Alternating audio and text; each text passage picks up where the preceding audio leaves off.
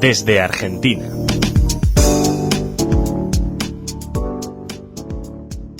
Bienvenidos oyentes de Radio Sefarad. Estamos con Gustavo Efrón, director de la publicación Nueva Sion, en conexión con Radio Sefarad. ¿Qué tal, Gustavo?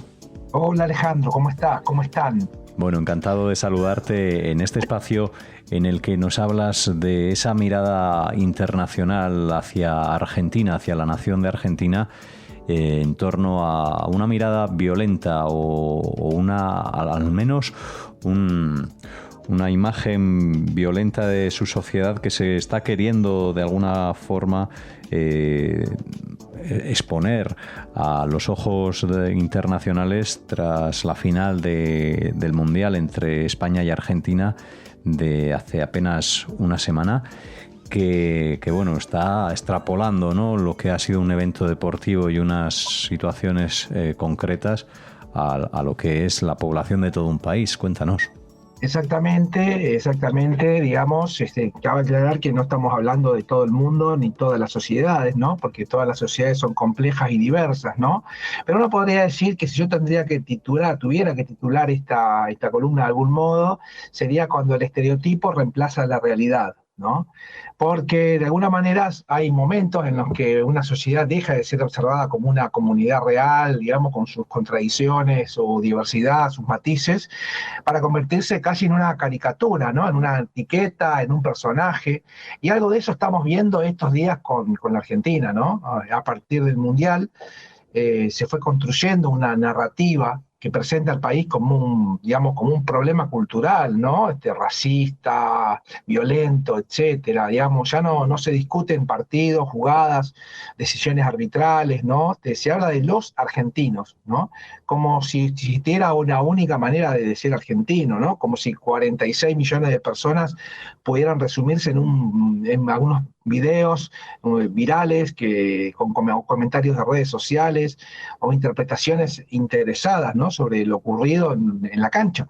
El problema empieza incluso antes de la generalización, ¿no? O sea, porque lo primero que habría que preguntarse es si lo que se presenta como prueba de una supuesta argentinidad merece realmente semejante interpretación, ¿no? En estos días vemos como gestos, imágenes, frases sacadas de contexto, incluso episodios directamente tergiversados, fueron utilizados para construir una imagen previa de la Argentina, ¿no? Es decir, no quiere decir esto que no haya habido situaciones reprochables o actitudes individuales de personas, ¿no? Pero no estamos frente a un análisis desapasionado de los hechos, estamos frente a una construcción de un relato, ¿no?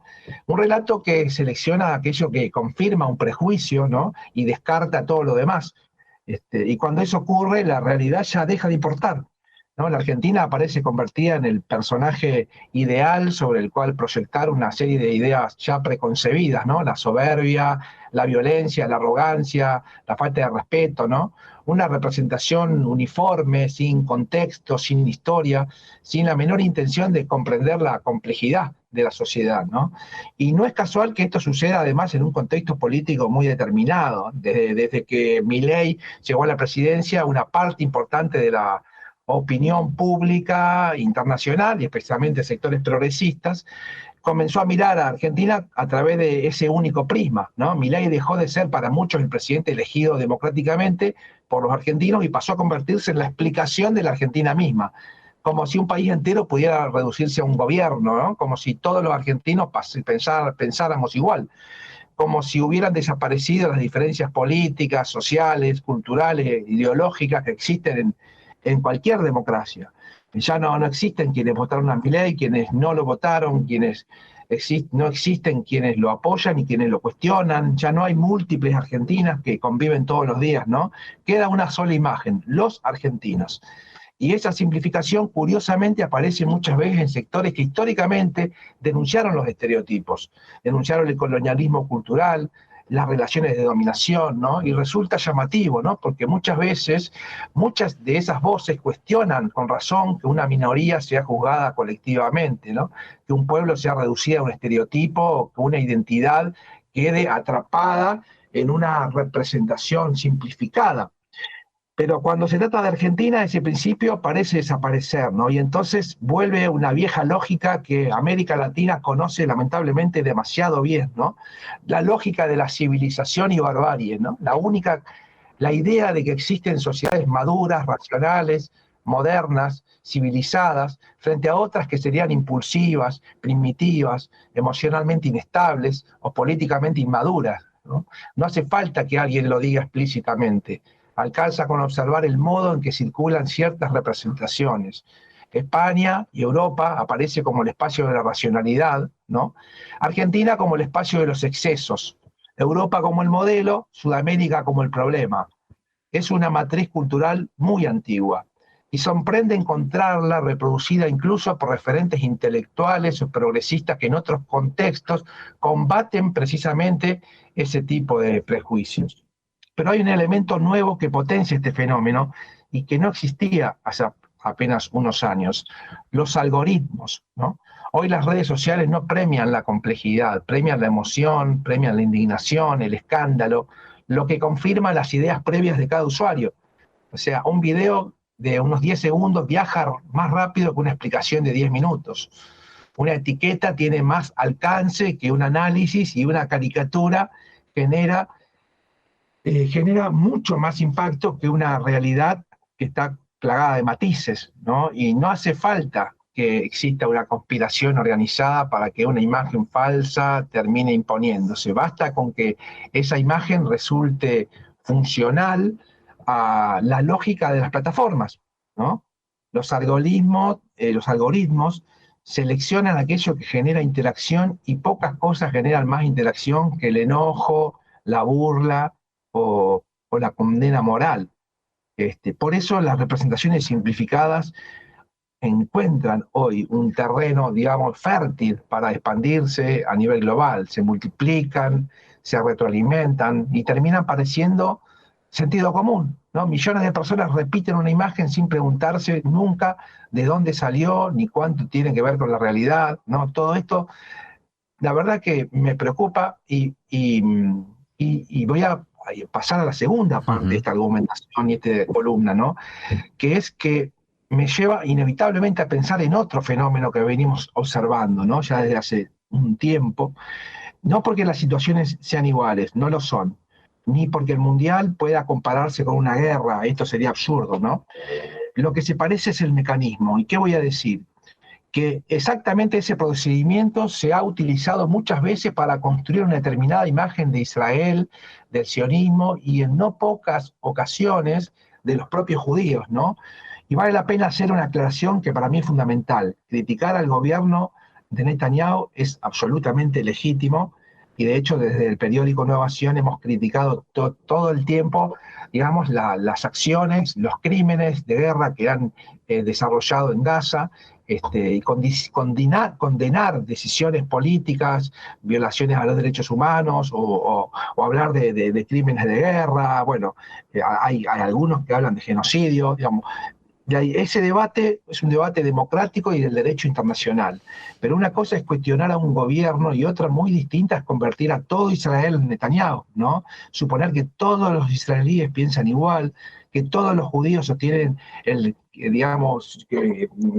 todos los judíos que de alguna manera defendemos el derecho a la existencia del Estado de Israel, somos automáticamente responsables de cada decisión del gobierno de Israel, ¿no? O que el sionismo es una única corriente política uniforme, sin diferencias internas, sin debate, sin historia, sin diversidad. Justamente acabamos de sacar un número especial en la edición donde hablamos de la tergiversación del sionismo y cómo se ha simplificado la complejidad del sionismo en la mirada homogénea internacional, ¿no?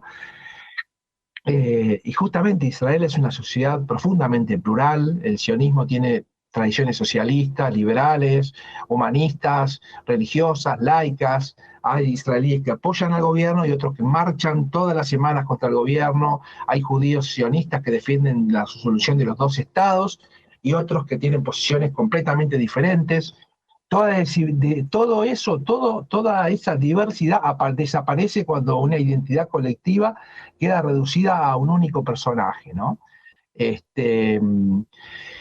Y ahí aparece el punto que me interesa señalar, ¿no? El mecanismo, ¿no? Primero se elige un enemigo, después se eliminan los matices, después se seleccionan únicamente aquellos hechos que confirman ese relato, y finalmente hay millones de personas que terminan representadas por una caricatura, ¿no? Pero creo que el fenómeno va incluso un poco más allá. Ya no alcanza con construir un enemigo político, se construye lo que yo podría decir una identidad moral, ¿no? No se dice simplemente que un gobierno actuó mal, se sugiere que un pueblo es moralmente inferior, que una identidad carga con una culpa permanente, que el que pertenece a un determinado colectivo social, cultural, político, queda automáticamente ubicado al lado incorrecto de la historia, ¿no?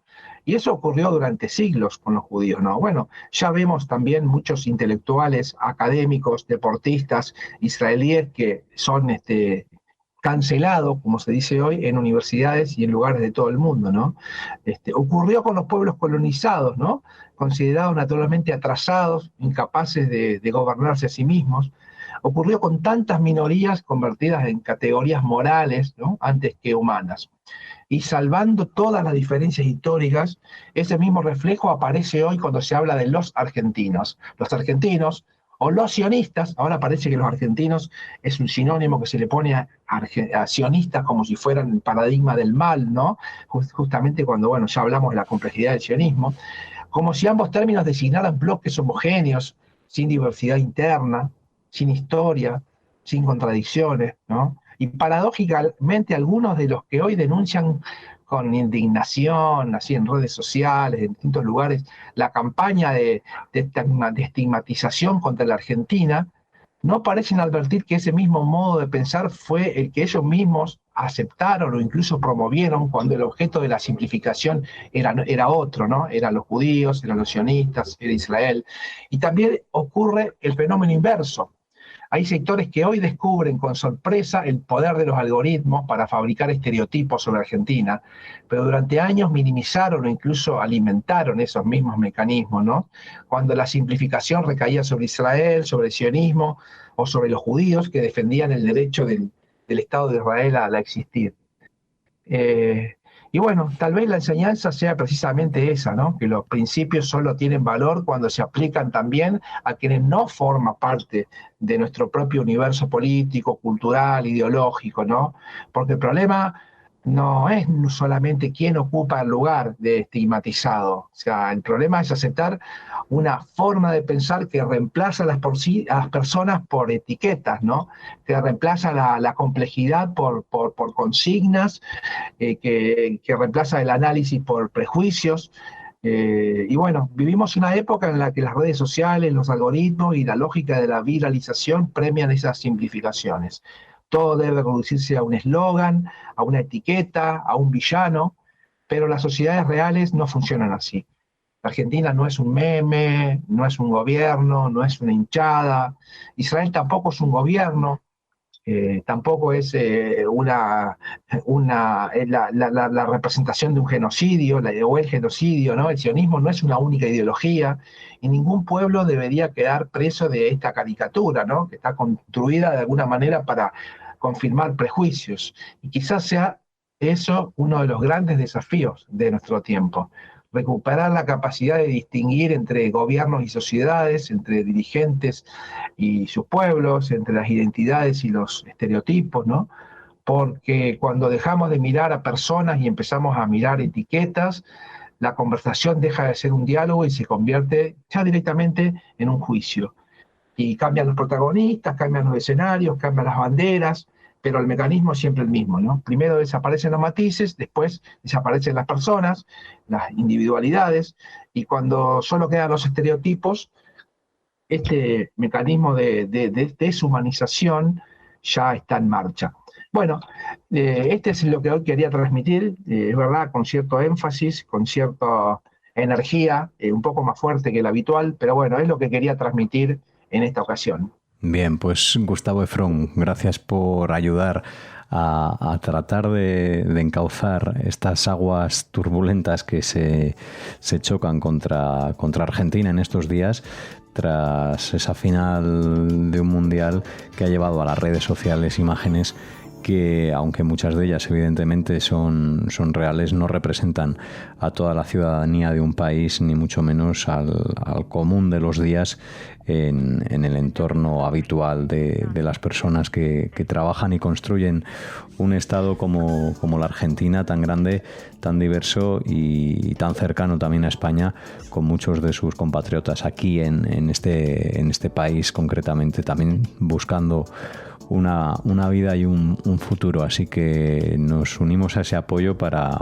no estigmatizar a toda una población a raíz de esas imágenes que se viralizan y que corren como la pólvora por las redes sociales. Muchas gracias, Gustavo, y hasta la próxima. Gracias, Alejandro. Un saludo a toda la audiencia.